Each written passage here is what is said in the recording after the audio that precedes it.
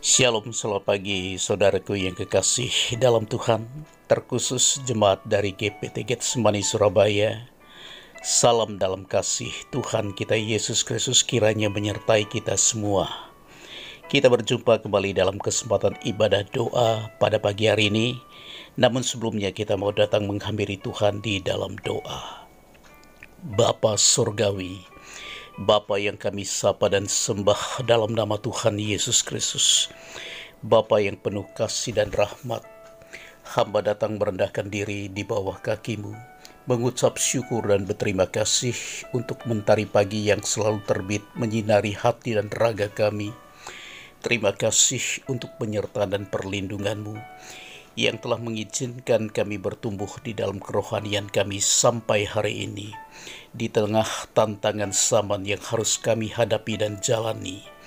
Terima kasih untuk berkat pemeliharaan-Mu yang Bapa telah sediakan setiap hari, sehingga melipat gandakan ucapan syukur kami kepadamu. Di tengah kesukaran Engkau melawat kami, di tengah kesusahan Engkau menghibur kami, di tengah kesesakan Engkau menghampiri kami, di tengah kesakitan Engkau menjamah dan menyembuhkan kami. Di saat kami lemah, Engkau menguatkan kami. Terima kasih dan terima kasih Bapa. Engkau baik dan sungguh sangat baik. Tetaplah menuntun kami dimanapun, kemanapun kami melangkah.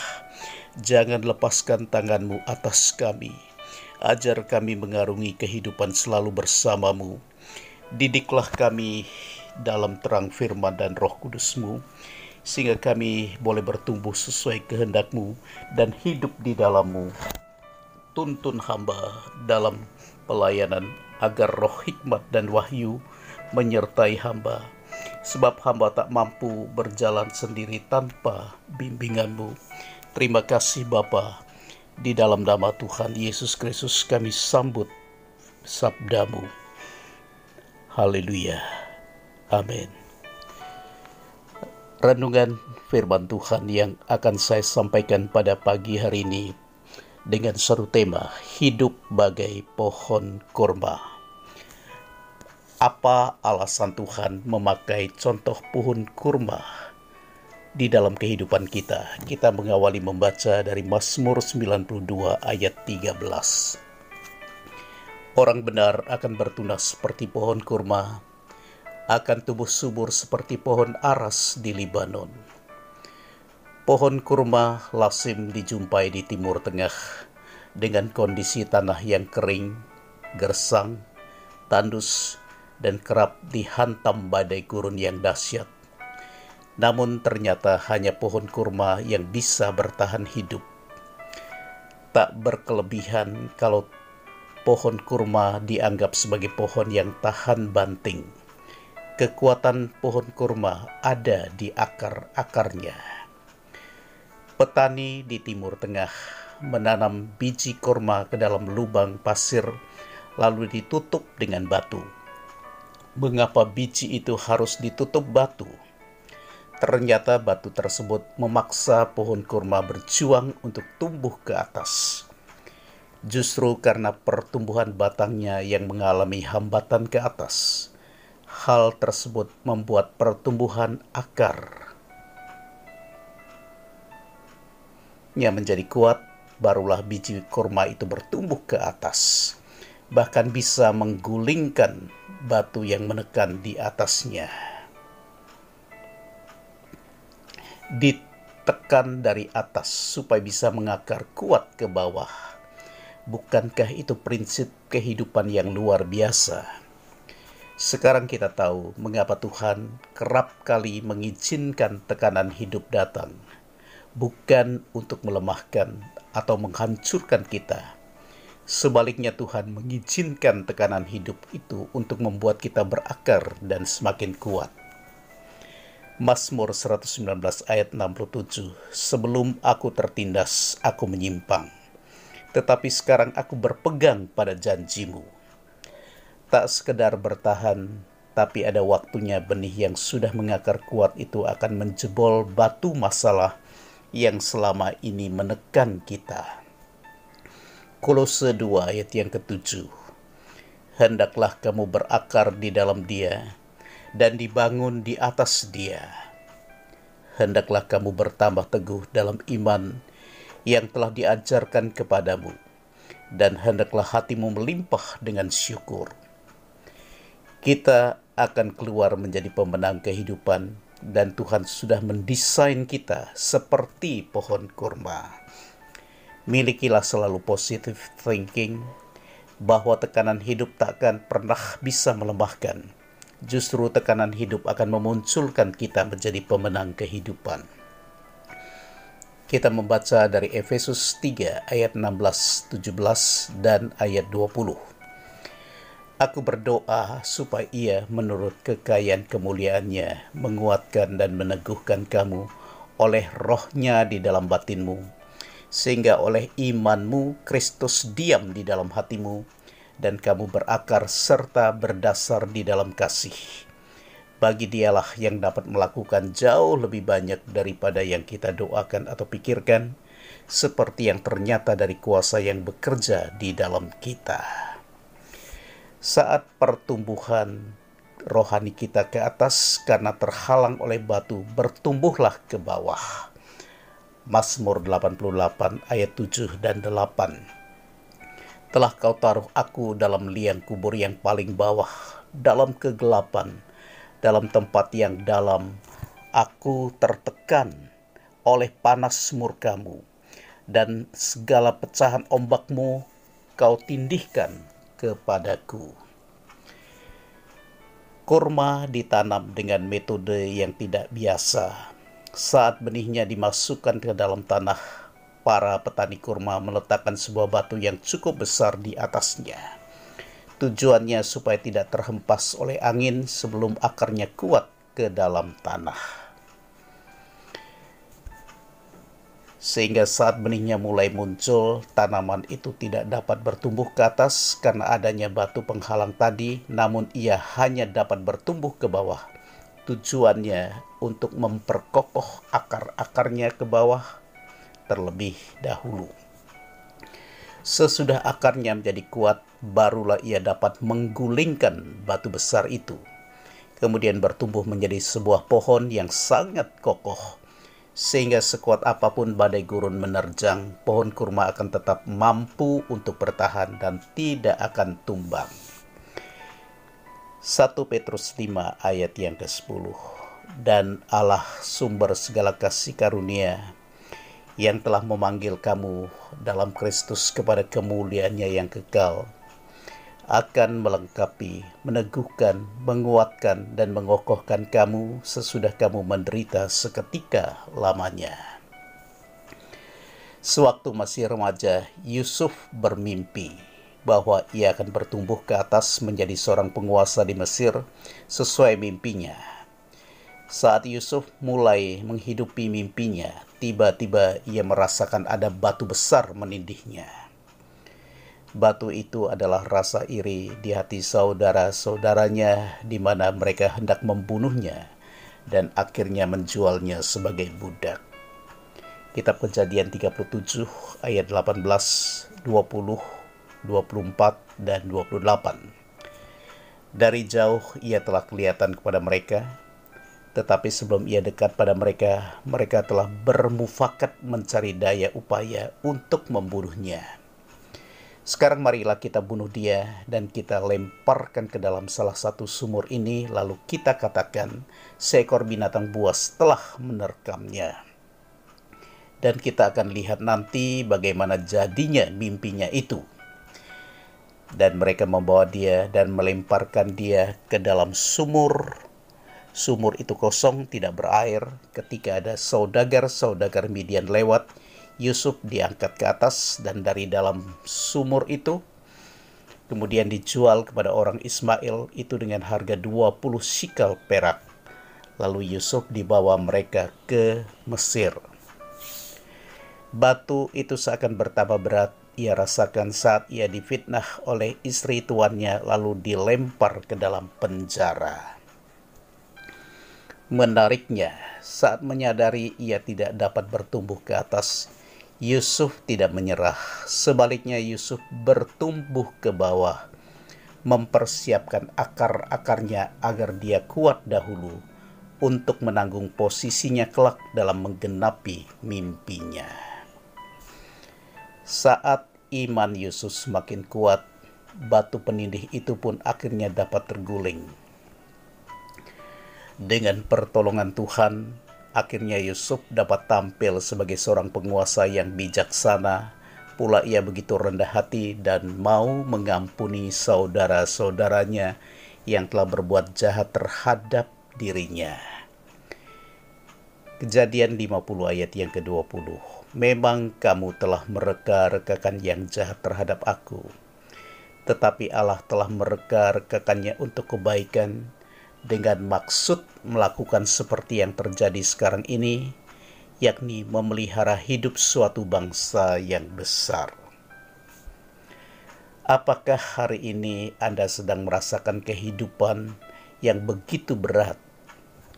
Kita melihat ke atas, ternyata di sana ada batu persoalan besar yang sedang menindih kita.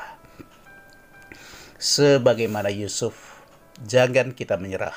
Bertumbuhlah ke bawah, perkuatlah iman kita kepada Tuhan. Puji Tuhan, dengan pertolongan Tuhan, tak ada batu persoalan yang nantinya tidak akan terguling, sebab Tuhan sudah berjanji bahwa Ia tidak akan meninggalkan kita. Surat Ibrani 13 ayat 5b dan ayat yang ke-6. Karena Allah telah berfirman, Aku sekali-kali tidak akan membiarkan engkau, dan aku sekali-kali tidak akan meninggalkan engkau. Sebab itu dengan yakin kita dapat berkata, Tuhan adalah penolongku. Aku tidak akan takut, apakah yang dapat dilakukan manusia terhadap aku. Tetaplah berpegang pada janjinya. Ibrani 10 ayat 23. Marilah kita teguh berpegang pada pengakuan tentang pengharapan kita, sebab Ia yang menjanjikannya itu setia. 1 Korintus 10 ayat 13. Pencobaan-pencobaan yang kamu alami ialah pencobaan-pencobaan biasa yang tidak melebihi kekuatan manusia. Sebab Allah setia, dan karena itu Ia tidak akan membiarkan kamu dicobai melampaui kekuatanmu. Pada waktu kamu dicobai, Ia akan memberikan kepadamu jalan keluar sehingga kamu dapat menanggungnya. Sekarang, apakah bedanya antara benih dengan batu? Kita membaca dari 1 Petrus 1 ayat 23 sampai dengan 25.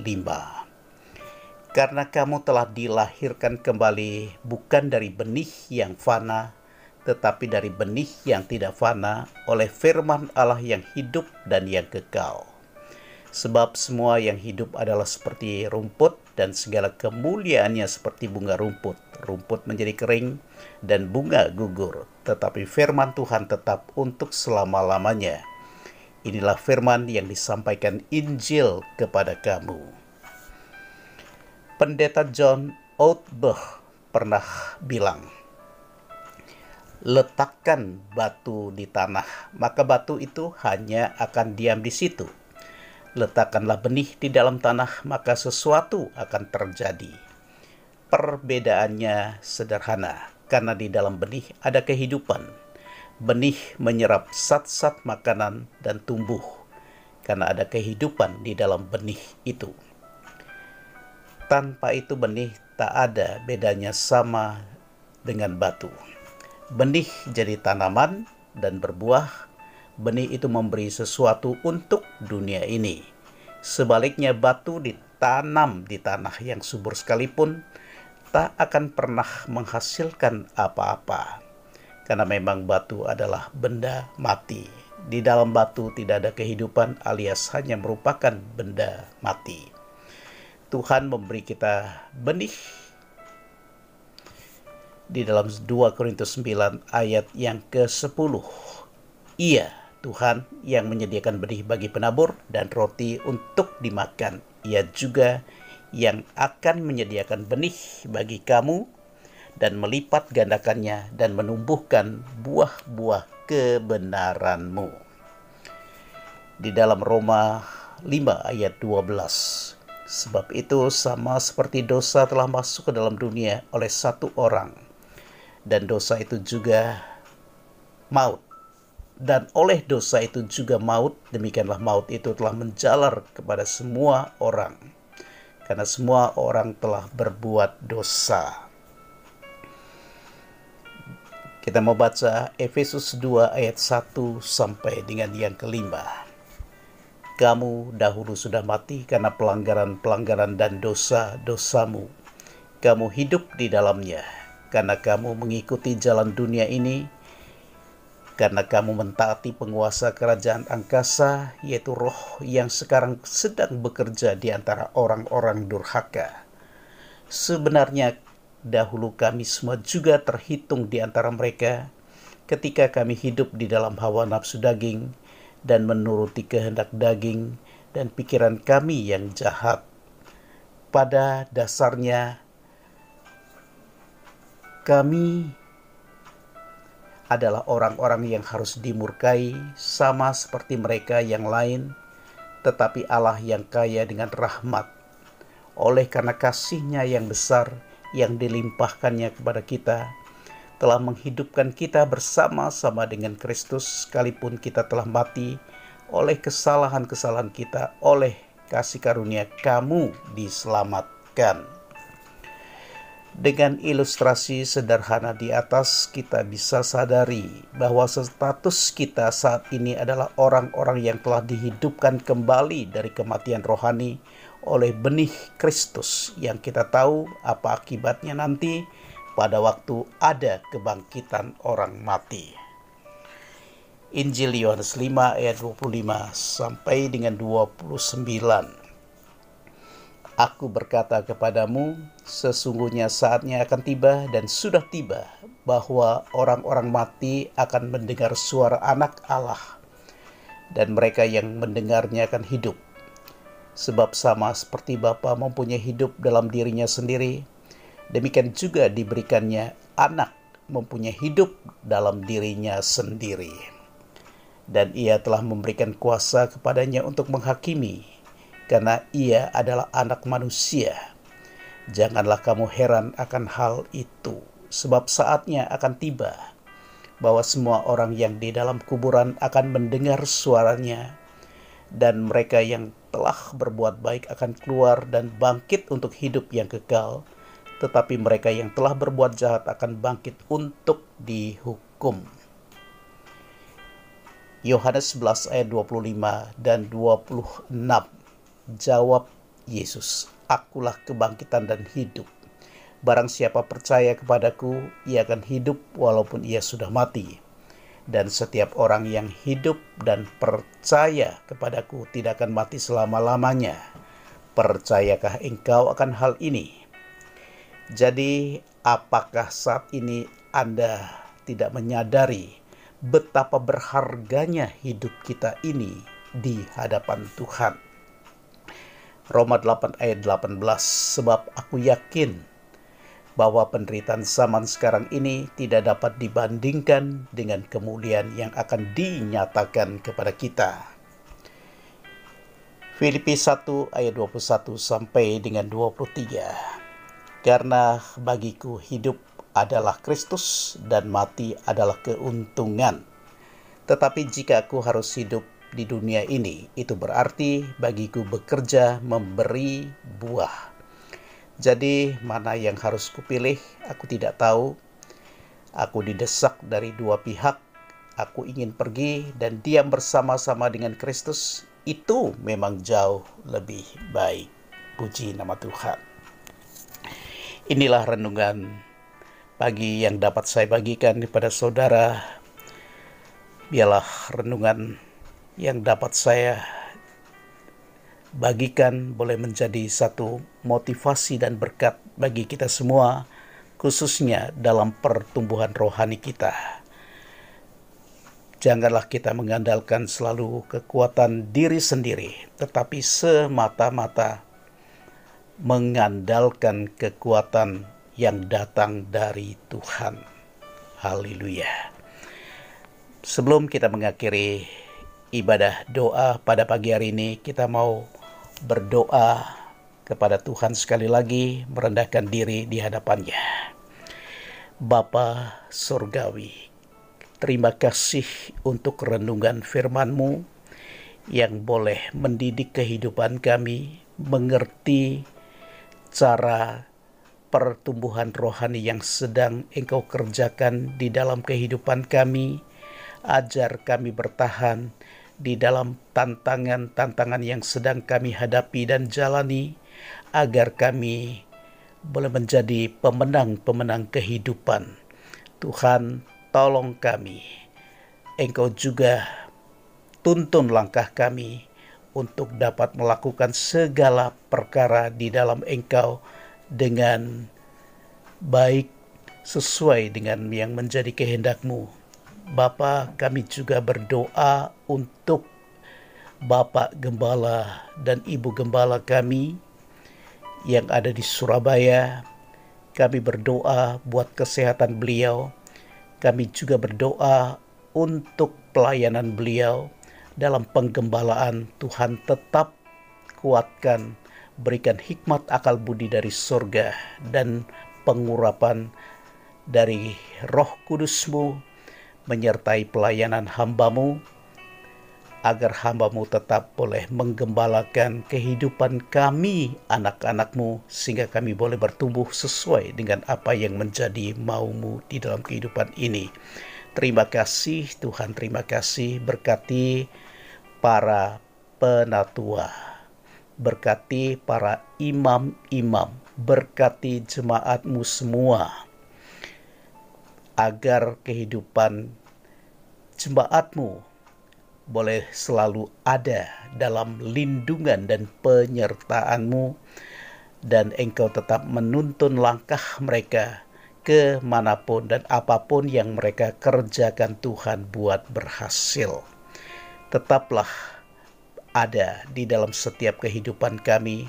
Tuntunlah kami, jangan lepaskan kami dalam genggaman kasih-Mu yang selalu boleh menyertai kehidupan kami, menjalani kehidupan dengan selalu bersandar pada pribadi-Mu saja. Terima kasih Tuhan, terima kasih. Kami juga bawa di dalam doa untuk kesehatan dari anak-anak-Mu yang sedang mengalami satu derita sakit dalam cobaan. Engkau tolong mereka, berikan kekuatan, berikan mereka kesembuhan, berikan kepada mereka pemulihan Tuhan. Terima kasih bagi saudara-saudara kami yang juga mengalami kemunduran, kelemahan rohani. Tuhan juga kuatkan dan tarik mereka kembali, agar mereka boleh bersama-sama di dalam persekutuan dengan pribadi-Mu, dengan kami, sehingga kehidupan kami boleh selalu ada dalam sukacita-Mu yang besar. Terima kasih Tuhan, terima kasih. Kami juga bawa di dalam doa untuk para penginjil, para gembala, para guru yang sudah Engkau tempatkan dimanapun Engkau sudah tuntun kehidupan mereka. Jadikan mereka berkat sekalian untuk mengabarkan Injil, untuk menggembala, dan untuk mendidik jemaat-Mu sehingga bertumbuh menjadi satu kehidupan jemaat yang Engkau bawa kepada kedewasaan penuh, tingkat pengertian yang benar sesuai dengan yang menjadi kehendak-Mu, sehingga kami masuk di dalam pembentukan tubuh-Mu. Kami juga bawa di dalam doa untuk pemerintah negara kami, khususnya kepada Bapak Presiden Jokowi dan juga Wakil Presiden Bapak Ma'ruf Amin. Engkau juga tolong sertai mereka dalam mengemban tugas kenegaraan yang berat. Tuhan berikan tuntunan, Tuhan berikan hikmat kebijaksanaan untuk boleh memimpin negara kami ke arah kemajuan seperti yang dicanangkan oleh beliau-beliau. Tuhan juga campur tangan di dalam pemerintahan, khususnya para pendamping presiden, para menteri Indonesia Maju. Tuhan tetap menolong untuk bisa mereka melakukan tugas-tugas kenegaraan dan membawa bangsa kami kepada satu perbaikan dan perbaikan serta pembaharuan demi pembaharuan yang ada di dalam negara kami. Berikan juga kemurahan agar Bapak Jokowi tetap boleh menjadi berkat bagi banyak manusia yang ada di muka bumi ini dalam menjalankan tugas-tugas kemanusiaan yang sedang diembannya. Tuhan, berikan kepada kami kemurahan agar bangsa kami tetap boleh terlewat dari segala bentuk hantaman krisis yang sedang melanda dunia. Tuhan, tolong bangsa kami tetaplah menuntun dan menyertai bangsa kami dan memelihara bangsa kami, melindungi bangsa kami, sehingga bangsa kami tetap ada sebagaimana yang Engkau kehendaki. Terima kasih Tuhan, Engkau baik, sungguh sangat baik. Kami memuji, memuliakan Engkau. Kami membesarkan nama-Mu saja. Kami peralaskan doa kami atas nama Tuhan Yesus Kristus. Haleluya. Amin. Sampai di sini ibadah doa yang dapat saya kerjakan. Kiranya Tuhan Yesus memberkati kita semua. Haleluya. Amin.